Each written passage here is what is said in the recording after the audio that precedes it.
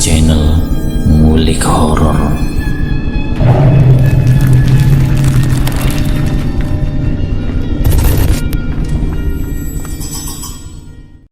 Assalamualaikum warahmatullahi wabarakatuh.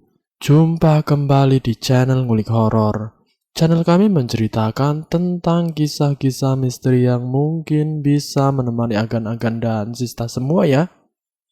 Kali ini saya akan membawakan kisah misteri yang diambil dari @dukun milenial. Kalian juga dapat mengunjungi laman beliau langsung ya. Nanti link saya akan sediakan di kolom deskripsinya. Oh ya, dalam cerita ini nama dan tempat disamarkan semua ya, untuk menjaga privasi pihak yang terlibat di dalamnya. Yuk daripada kita lama-lama, langsung saja kita lanjutkan ceritanya. Kali ini saya akan membawakan kisah misteri yang berjudul Misteri Rumah Nenek bagian yang kedua. Tidak perlu lama aku berjalan ke arah dapur untuk memastikan sosok perempuan itu. Dan tidak ada siapa-siapa. Jadi tadi itu siapa perempuan itu?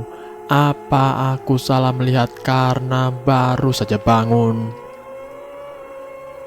Aku balik langsung ke kamar nenek. Hendak aku mengambil selimut, ternyata gorden jendela belum Mela tutup. Mungkin dia lupa. Lantas aku mau menutupnya. Aku melihat sosok Kang Obar di pohon beringin besar itu.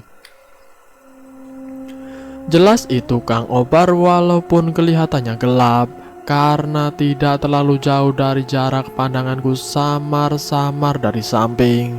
Aku pastikan dan melihat lama benar itu Kang Obar.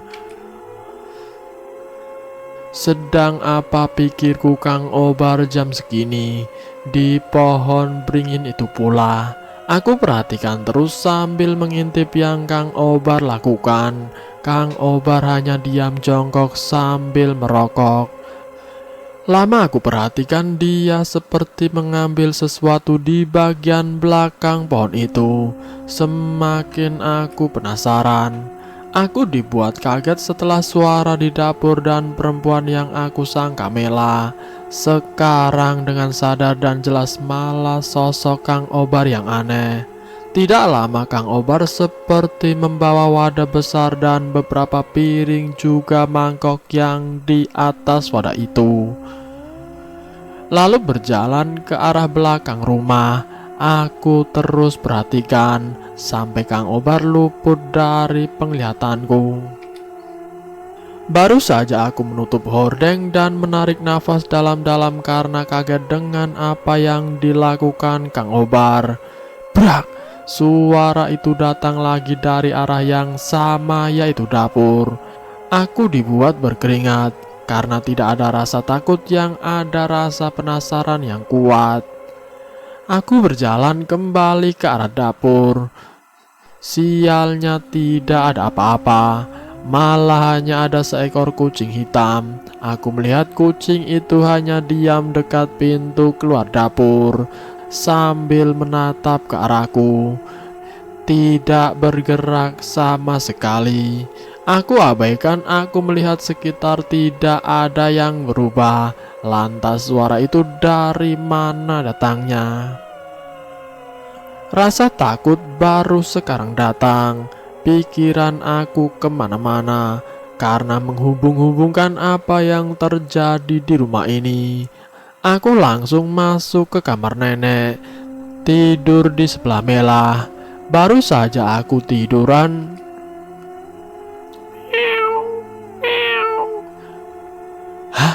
kucing itu lagi. Aku lantas bangun keluar lagi dari kamar nenek. Ternyata kucing itu duduk di sofa, bekas aku tiduran tadi.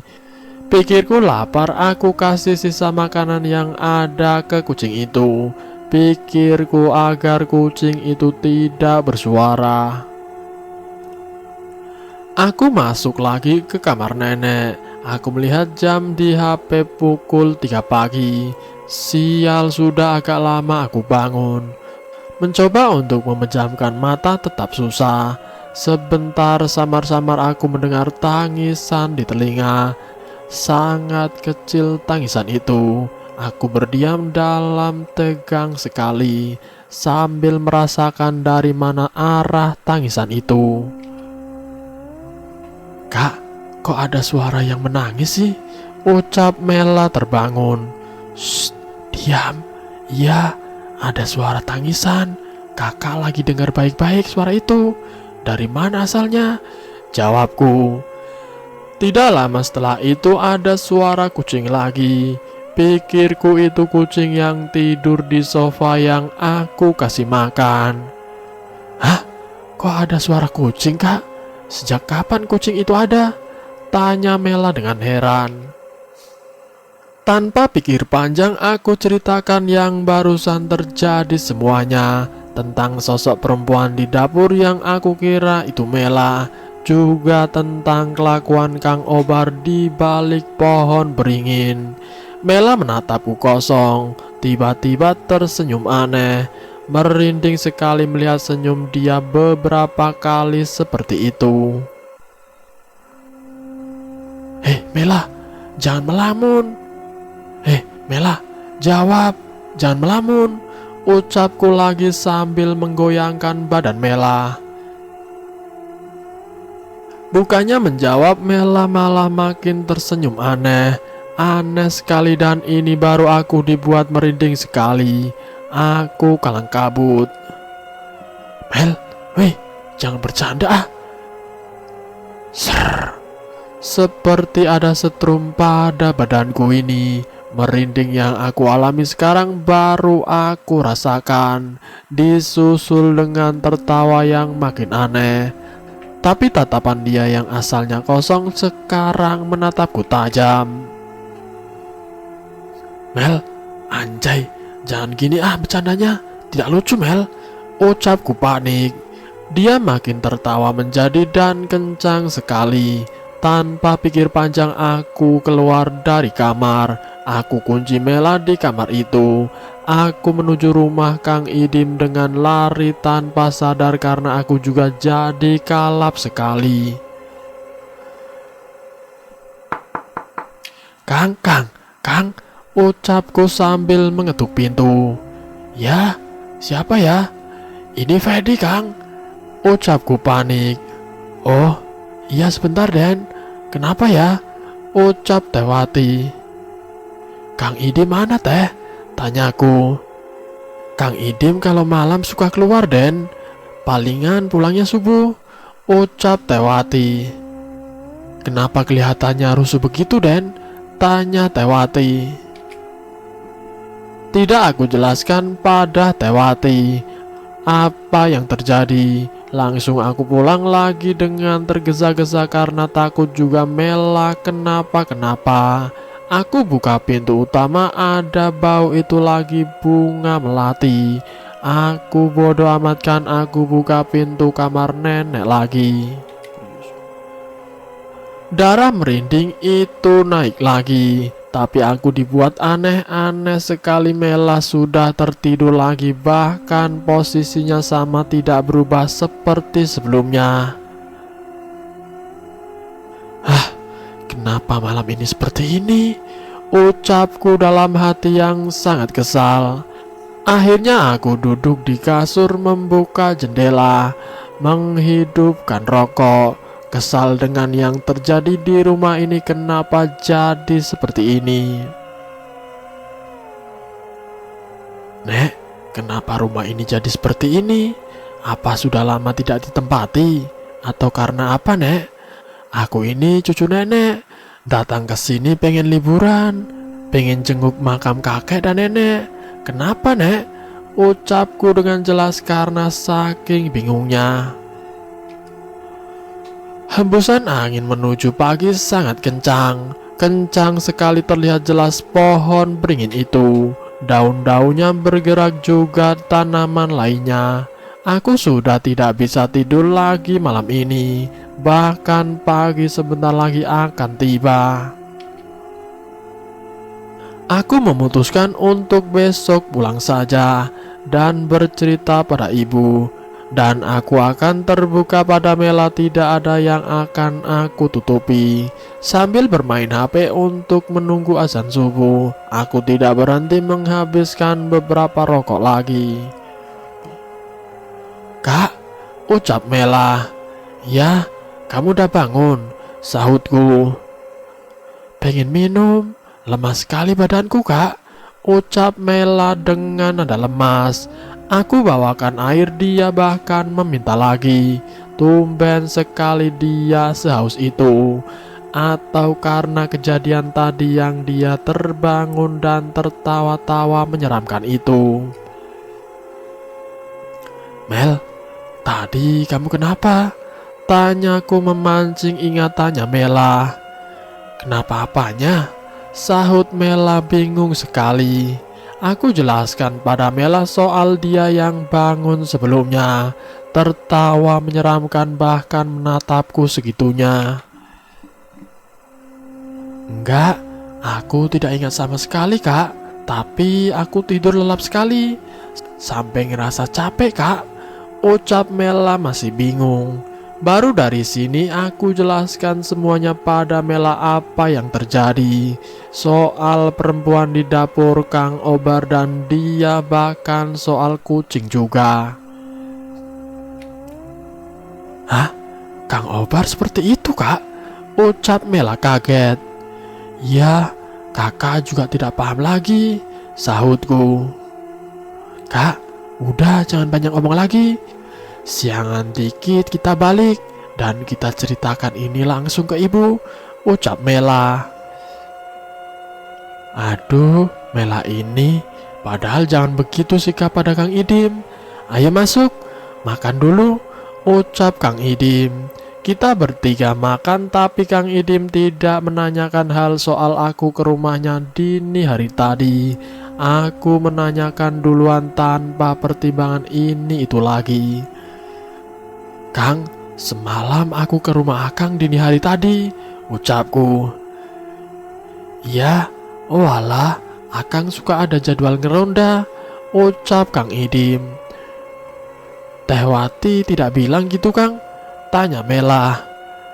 "Ah, dia mah suka pelupa orangnya," ucap Kang Idim. Raut muka dengan jawaban kaku seperti itu aku hafal sekali. Ada kebohongan dari jawaban Kang Idim. "Oh iya, semalam kucing di sini emang suka dikasih makan juga, Kang?" tanyaku. "Hah, kucing, Den? Belum pernah ada kucing di sini. Aden salah lihat kali," ucap Kang Idim. Dek, aku kaget lantas kucing itu dari mana datangnya. Kalau belum pernah ada kucing di sini, aku acuhkan karena akan mengganggu pikiranku saja hal ini. Walaupun masih ada di benak tenggang keanehan hal itu. Selesai makan, Kang Idim izin pulang dan aku juga bilang ada urusan mendadak. Jadi aku akan pulang lebih cepat. Rencana 2 hari di sini tidak jadi. "Ya, gak apa-apa, Den. Sini aja, Akang pinta sekalian kuncinya. Takut siang Akang ke kebun tidak bisa bantu Aden beres-beres," ucap Kang Idim. "Iya nih, Kang," ucap Mela memberikan kunci yang gantungannya tali itu. Aku perhatikan Kang Idim keluar dari rumah nenek dan kebetulan ada Kang Obar yang sedang membersihkan rumput di depan rumah. Anehnya dengan jarak yang dekat dan juga sesama yang mengurus rumah ini, mereka berdua Kang Idim dan Kang Obar tidak saling menyapa. Bahkan tatapan Kang Idim pada Kang Obar seperti marah sekali. Apa Kang Idim juga mengetahui kelakuan Kang Obar? Seperti apa yang aku lihat semalam di bawah pohon beringin itu. Pikiranku dibuat aneh dengan keadaan yang sebenarnya terjadi apa di rumah ini. Gangguan-gangguan padaku dan Mela. Sepertinya ada yang tersembunyi di rumah ini. Untuk menghabiskan rasa curiga selagi menunggu Mela beres-beres barang bawaan untuk pulang, aku sapa Kang Obar. Aden, ayo, katanya janji mau ngopi sama Akang, ucap Kang Obar. Aduh Kang, hari ini juga mau pulang dulu, ada keperluan mendadak Kang, jawabku. Oh, ya udah tidak apa-apa Den, ntar jangan kelamaan kesini lagi ya, ucap Kang Obar. Kalau malam padahal aku tidak ada teman ngopi Kang, sahutku memancing pertanyaan. Akang kalau malam suka di rumah Den, ucap Kang Obar. Aku sudah paham dengan apa yang diucapkan Kang Obar. Dia berbohong padaku. Jelas-jelas semalam aku melihat dia membawa hal yang aneh-aneh di balik pohon beringin. Selesai basa-basi dengan Kang Obar, aku langsung menuju teras untuk membereskan alat lukis dan kanvasku. Saat aku melihat kanvas bekas melukis kemarin, tiba-tiba ada coretan lain dalam kanvasku. Di pohon beringin yang belum selesai aku lukis itu, di bagian pohon paling bawah ada cat akrilik hitam. Sementara aku masih ingat cat itu belum sama sekali aku gunakan kemarin. Pertanda apa ini? Harus aku habiskan penasaran pada pohon itu, ucapku dalam hati. Sedang aku berjalan menuju arah pohon, aku dari kejauhan melihat Kang Obar juga memperhatikan dari jauh. Aku tidak pedulikan sama sekali, terus mendekat sama halnya seperti pohon biasa. Tapi di bagian belakang seperti ada tanah tanpa rumput dan ada bagian berlubang yang terbentuk oleh akar besar. Hanya itu saja. Oh, Kang Obar menyimpan dan mengambil barang-barang semalam dari sini, ucapku walau masih bingung tujuannya apa. Selesai membereskan barang-barang dan kamar nenek, langsung berjalan menuju ruang tamu. Lagi-lagi bau bunga melati tercium kembali. Sudah tidak terhitung bau itu. Ini Kak kuncinya, aku bawa barang-barang duluan ke mobil ya, ucap Mela dengan penuh ketegangan karena kemarin kunci ini tidak berfungsi aku gunakan. Sedikit demi sedikit, aku sedikit kaget juga dibuatnya. Kenapa sekarang bisa, kemarin tidak bisa? Masih aneh aku dibuatnya. Tidak aku pikirkan walau sangat mengganggu sekali. Baru sekali langkah berbalik, suara sepatu yang berjalan itu ada lagi. Itu apa sebenarnya? Pertanda atau apa? Bawaan sudah aku bereskan. Tiba-tiba Kang Obar mendekat padaku. Aku sedikit kaget. Ceritakan semuanya pada ibu. Nanti juga Den Fedi mengerti kenapa semua ini terjadi. Dan seperti ini, karena Den Fedi juga sudah besar, nanti akan paham, ucap Kang Obar. Hah? Kenapa Kang Obar harus bicara itu sama aku? Apa ibu jauh lebih tahu soal rumah nenek ini? Atau ada hal lain juga? Gangguan di dalam rumah itu sudah cukup buatku. Kenapa dengan Kang Obar? Maksudnya apa Kang? Tanyaku. Bukannya menjawab, Kang Obar malah pergi begitu saja tanpa ada jawaban sama sekali. Kang Obar sangat aneh sekali. Setelah melihat aku mendekat pada pohon beringin itu, sialnya kenapa harus aku yang buat pusing memikirkan hal ini. Aku berpikir kunci semua ini apa ada pada ibu. Tidak lama dari omongan Kang Obar barusan, aku dan Mela langsung pergi meninggalkan rumah nenek dengan banyak pertanyaan aneh. Aku melihat rumah nenek dari spion mobil. sangat indah, kelihatan nyaman sekali. Tapi entah kenapa kejadian semalam sangat berbalik. Ada apa sebenarnya? Lamunan itu terus ada dalam pikiranku saat ini. Kak, jangan ngelamun terus, lagi nyetir juga, ucap Mela. Mel, kamu nyangka gak sih rumah nenek bakalan jadi seram gitu? Tanyaku.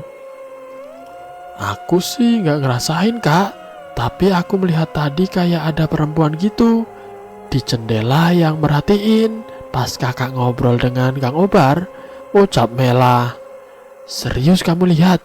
Tanyaku sangat kaget. Masih pagi sekali memang itu, tapi apa ada makhluk lain sepagi itu? Tapi Mela melihatnya, pikirku sudah ingin sampai rumah menceritakan semuanya pada ibu, biar semuanya jelas. Perjalanan pulang tidak seasik perjalanan berangkat. Mela lebih banyak melamun. Kak, bisa jadi gak sih pohon beringin itu dijadikan tempat pesugihan sama Kang Obar? Tanya Mela. Maksudnya Mel? Ya kan kakak lihat Kang Obar malam itu membawa sesajen dari pohon beringin itu. Tanya Mela. Ya lihat. Terus? Jawabku. Ya bisa jadi itu sesajen yang Kang Obar simpan kak. Mungkin untuk meminta pada penunggu pohon beringin itu, ucap Mela. Bisa jadi, tapi untuk meminta apa Mel? Tanyaku. Segala sangkaan pada Kang Obar sudah Mela tebak, sambil bercanda untuk menghilangkan pikiran-pikiran aneh buatku. Selepas perjalanan 2 jam akhirnya sampai di rumah. Ibu kaget dengan kepulangan aku dan Mela. Loh kok udah balik lagi? Katanya mau Minggu. Ini baru Sabtu juga, ucap ibu. Bu, sini, ada hal yang penting harus kita obrolkan, ucap Mela. Oh, ibu tahu apa yang kalian mau obrolkan. Sana mandi dulu. Ntar malam ibu juga pulang. Sekarang ada urusan dulu, ucap ibu. Oh, ibu tahu. Tahu soal apa ibu tiba-tiba bilang seperti itu? Ngomong juga belum ini, sudah bilang tahu saja. Aku sedikit membodoh amatkan. Intinya sudah sampai di rumah, masuk ke kamar. Aku sangat lelah sekali karena tidak tidur semalaman dan pulang dengan jalanan macet. Sesekali memejamkan mata, baru saja mau terlelap. Prak! Otomatis aku kaget dan melihat hanya tas aku saja yang jatuh. Tidak aku pedulikan sama sekali. Coba aku pejamkan mata lagi. Sialnya sosok rambut panjang yang aku lihat di dapur rumah nenek jelas sekali ada ketika aku semakin memejamkan mata. Semakin terlihat. Kenapa bisa seperti ini? Aku kembali bangun, aku masuk ke kamar Mela. Sebelum aku masuk, aku melihat Mela sedang menyisir rambutnya. Tapi posisi dan kebiasaannya seperti bukan dia. Mel, woi, ucapku. Mela tidak langsung menengok, tetap menyisir rambut bagian belakangnya itu terus menerus. Mela, teriakku. Hah? Iya kak, jawab Mela kaget. Lah kak, ngapain? Aku di sini. Tadinya aku mau tiduran. Loh kak, ucap Mela heran sekali. Aku paham sekarang kejadian semalam belum beres. Gangguan itu belum beres. Semuanya harus selesai dan hanya ibu yang aku pikir tahu bagaimana menyelesaikannya. Bu, tolong, sekarang pulang. Kasihan sama anak ibu, Fedi dan Mela. Fedi dari semalam di rumah nenek, pulang dan sampai sekarang belum bisa tidur. Diganggu terus bu, ucapku lewat telepon. Apa maksud kamu? Diganggu dengan siapa? Tanya ibu.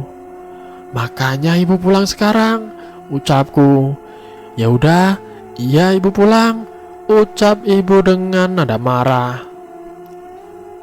Saking aku kesalnya, apalagi bayangan wanita itu ada terus ketika aku akan memejamkan mata untuk tidur. Akhirnya aku dan Mela hanya tiduran di sofa. Bayangan nenek sekarang yang aku pikirkan kuat.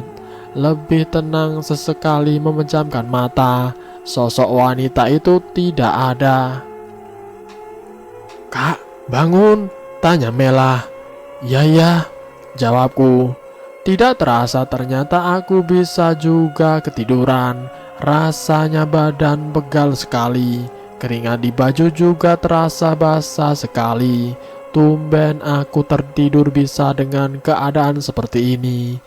Kelelahan karena semalam tidak bisa tidur sepertinya.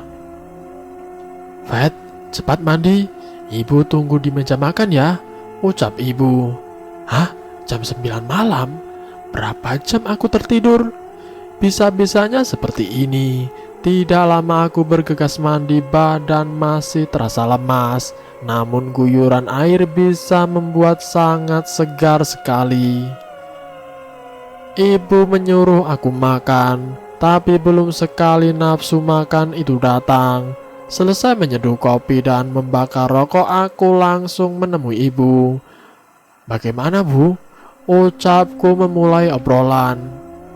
"Terlalu panjang ibu ceritakan soal rumah itu," sahut ibu dengan nada lemas. Aku paham soal ini mungkin bagi ibu berat sekali.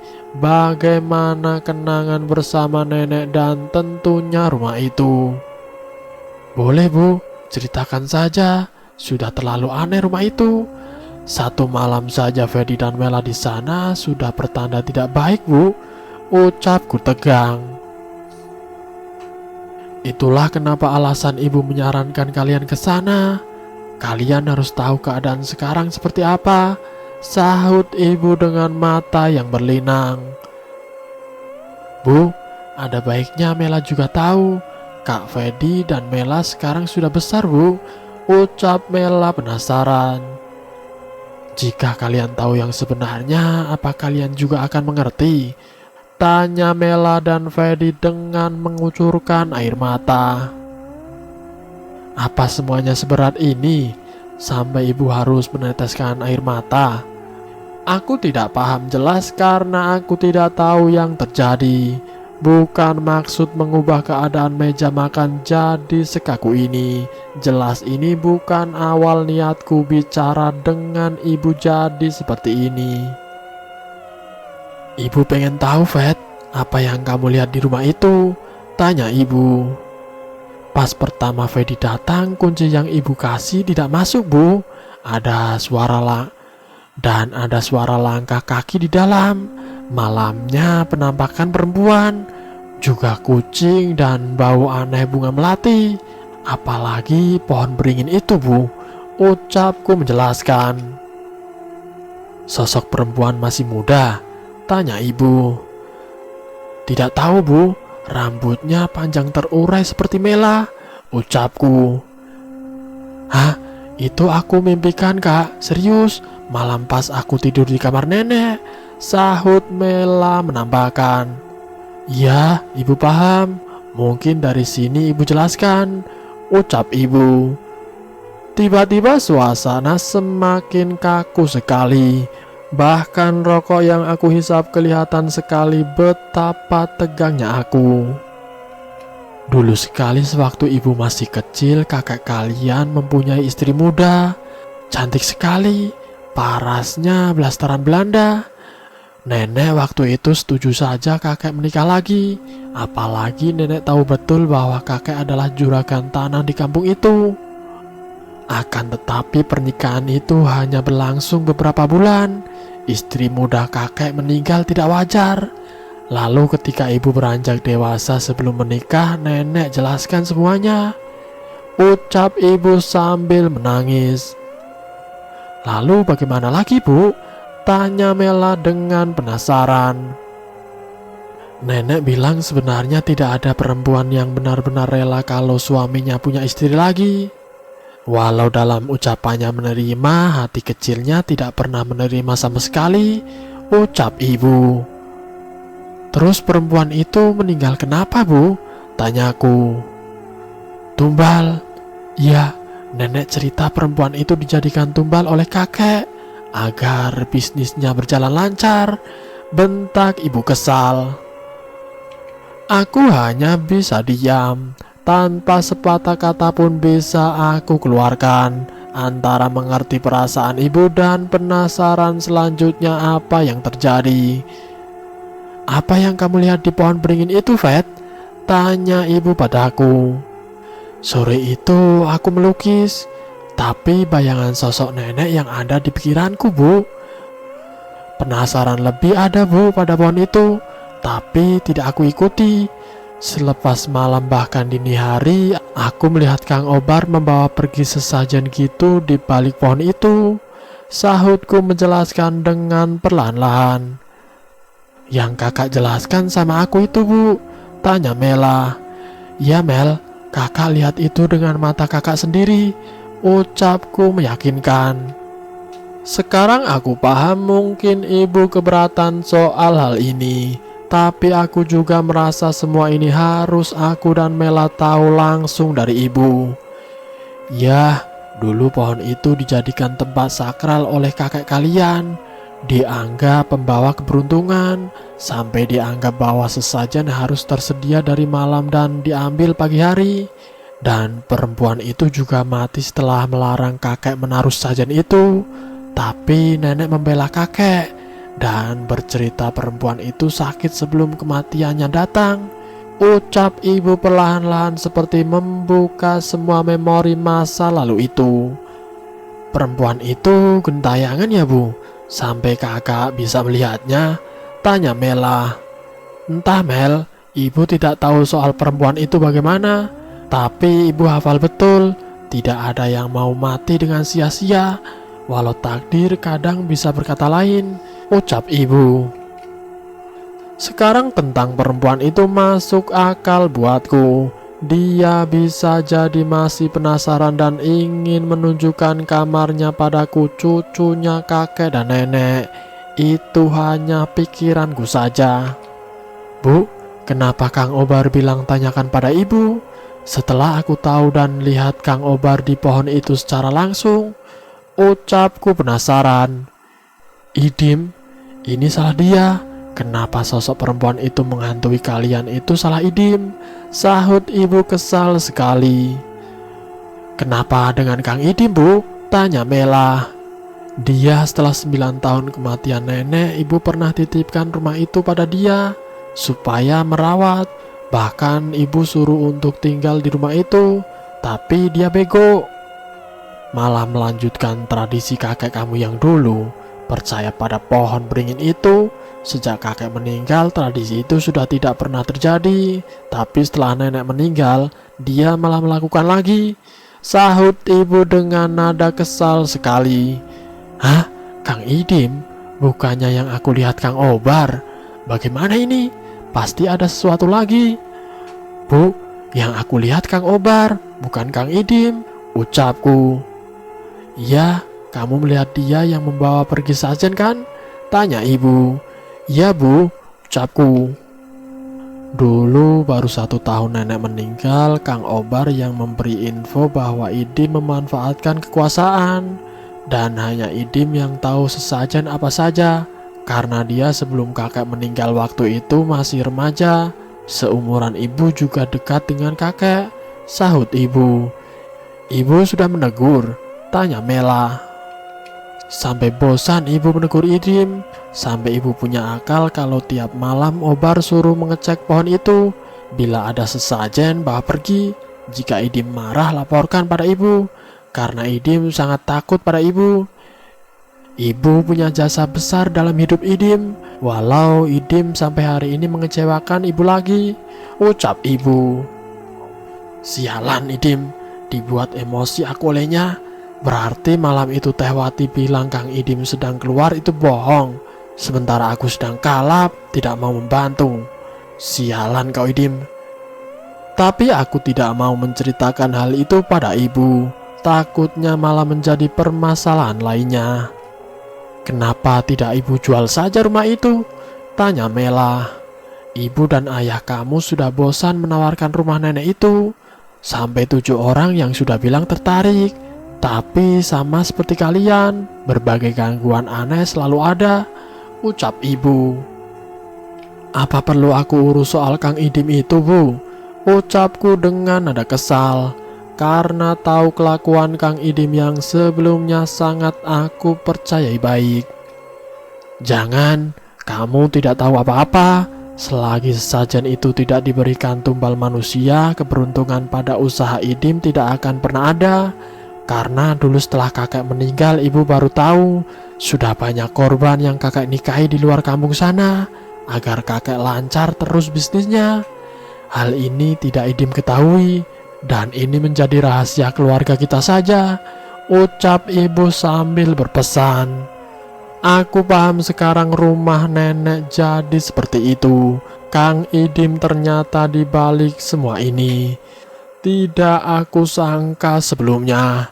Benar kata Kang Obar, hanya ibu yang tahu persoalan ini dan menjadi saksi memori semuanya.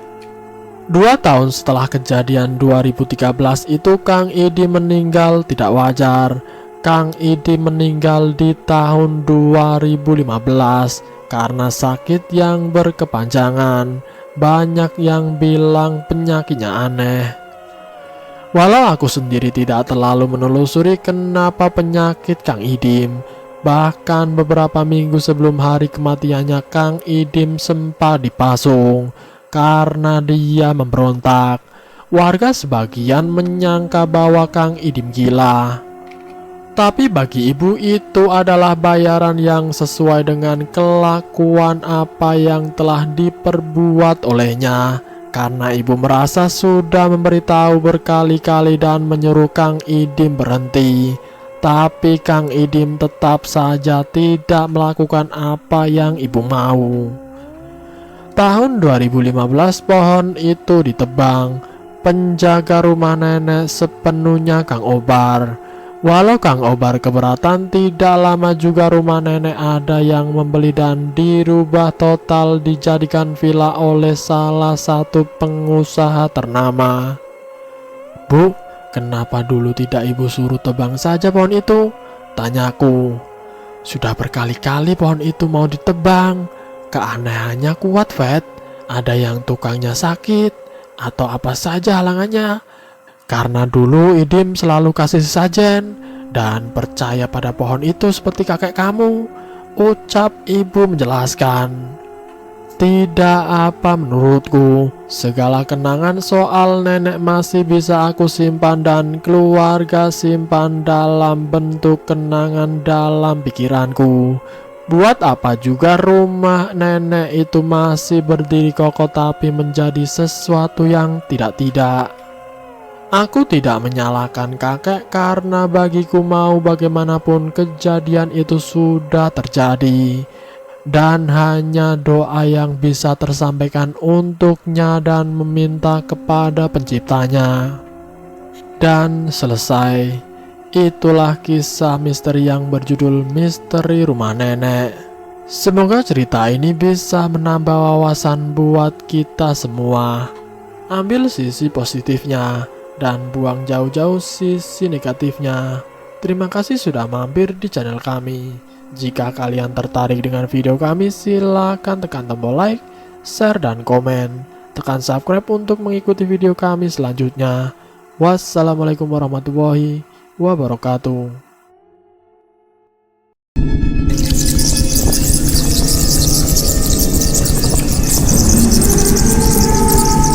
Selamat datang di channel Ngulik Horor.